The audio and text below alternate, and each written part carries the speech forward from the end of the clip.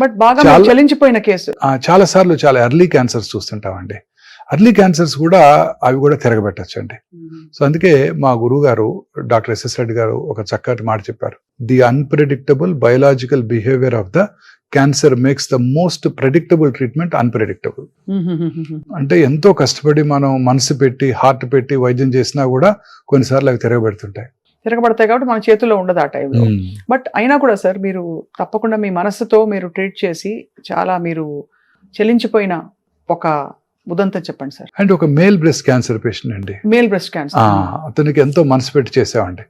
Surgery చేసాము. Surgery తర్వాత 6 cycles chemotherapy ఇచ్చాము. Each chemotherapy was a challenge అండి. ఎందుకంటే he was a very sensitive man. Each కీమోథెరపీకి ఆయనకు అనేక రకరకాల సైడ్ ఎఫెక్ట్స్ వచ్చాయండి.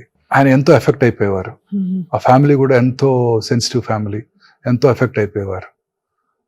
ప్రతి క్యాన్సరు కీమోథెరపీ ప్రోటోకాల్ కూడా ఒక ఛాలెంజ్. ట్రీట్మెంట్ అయ్యేంత వరకు కొన్ని నెలల పాటు హాస్పిటల్లోనే ఉన్నారు ఆయన. ఎంతో సెన్సిటివ్ పర్సన్. చిన్న సైడ్ ఎఫెక్ట్, చిన్న పిల్లల మెంటాలిటీ, సైడ్ ఎఫెక్ట్స్ తట్టుకోలేరు వారికి ఎంతో కష్టపడి వైద్యం చేసాము. క్యూర్ అయిపోయింది అనుకున్నాం. వితిన్ 1.5 years లంగ్ లో తిరగబెట్టింది. అయ్యో. సో చాలా కష్టపడి ట్రీట్ చేసాం.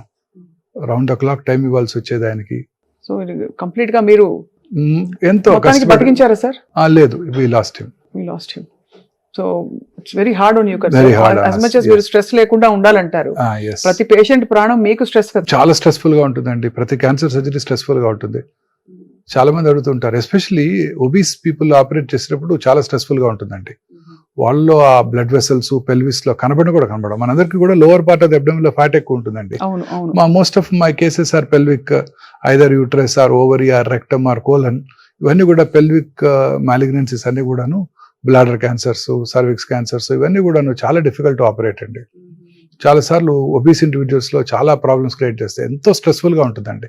ఒక surgery will drain away our few days of our life. అలాంటిది మీరు స్ట్రెస్ లేకుండా మీరు మెయింటైన్ చేసి, అంటే ఇంత పెద్ద ఇన్స్టిట్యూషన్ రన్ చేస్తూ చాలా సవాల్ అయితే చాలా కష్టం అండి. ఏ క్యాన్సర్ కి ఎప్పుడు ఏ ఎలర్జీ వస్తుందో, ఏ మెడిసిన్ కి ఎలర్జీ వస్తుందో తెలియదు.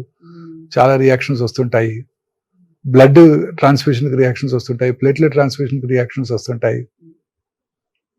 Not in our hand, but patients ఏమో they think it's because of us. Gastro intestinal cancers ఈ మధ్య ఎక్కువయ్యాయని చెప్పొచ్చా సార్? అంటే ఈసాఫగల్. yes definitely అన్ని రకాల క్యాన్సర్స్, అన్ని క్యాన్సర్స్ ఎక్కువయ్యాయండి. ఇప్పుడు gastro intestinal tract cancers are the highest now.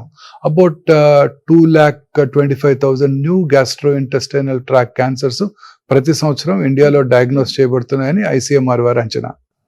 And this is followed by breast అండి. More than 2 lakh new breast cancer patients per annum in India.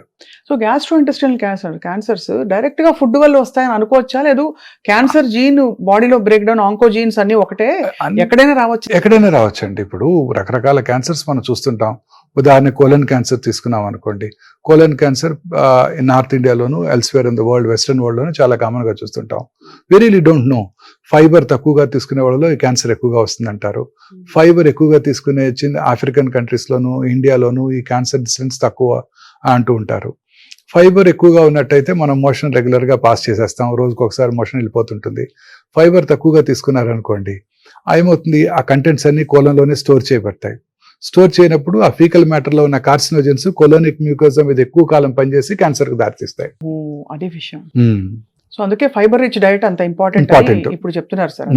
So అలా రకరకాల కారణాలు ఉంటాయండి. గ్యాస్ట్రిక్ క్యాన్సర్ తీసుకోండి. మన సౌత్ ఇండియాలో తినే పికిల్స్ వల్ల కానివ్వండి, సాల్ట్ వల్ల కానివ్వండి, రైస్ ఈటింగ్ హ్యాబిట్స్ వల్ల కానివ్వండి. రైస్ ఎట్లా కలిగిస్తుంది క్యాన్సర్ అనుకోవచ్చండి.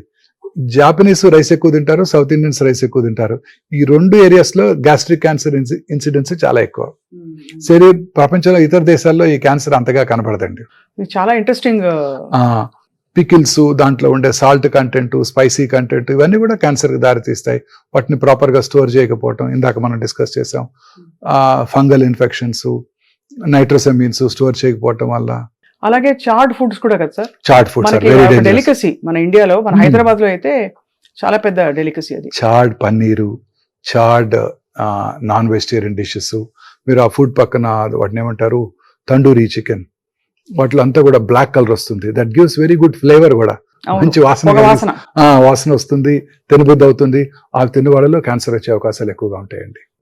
ఆ చాట్ ఫుడ్స్ లో ఖచ్చితంగా వాటిలో క్యాన్సర్ వచ్చే అవకాశాలు ఎక్కువ ఉంటాయండి.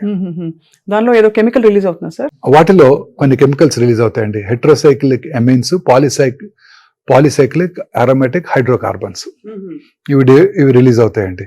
సో అందుకనే చారింగ్ ఇస్ డేంజరస్. సో ఆ చార్డ్ పార్ట్స్ ని తీసేసి తినాలన్నమాట. ఓహో, ఆ ముక్క తీసేస్తే సరిపోతుంది అంతే. సరిపోతుంది. అంతేగాని బికాస్ ఈ పూర్వం మనం కట్టెల పొయ్యి మీదే వండుకునేవాళ్ళం. వాటిలో కూడా చార్డ్ ఐటమ్స్ వస్తాయండి. చార్డ్ ఐటమ్స్ వచ్చేవి, కానీ ఇప్పుడు బహుశా డైరెక్ట్ గా హై టెంపరేచర్ లో గ్రిల్ చేస్తున్నారు. అవును, వాటి వల్ల కూడా చారింగ్ వస్తుందండి. డెఫినెట్ గా వీటిని అవాయిడ్ చేయాల్సి ఉంటుందండి. పనీర్ కానివ్వండి, any item, non vegetarian item కానివ్వండి. ఇప్పుడు క్రేజ్ సార్ అందరికి షవర్మా.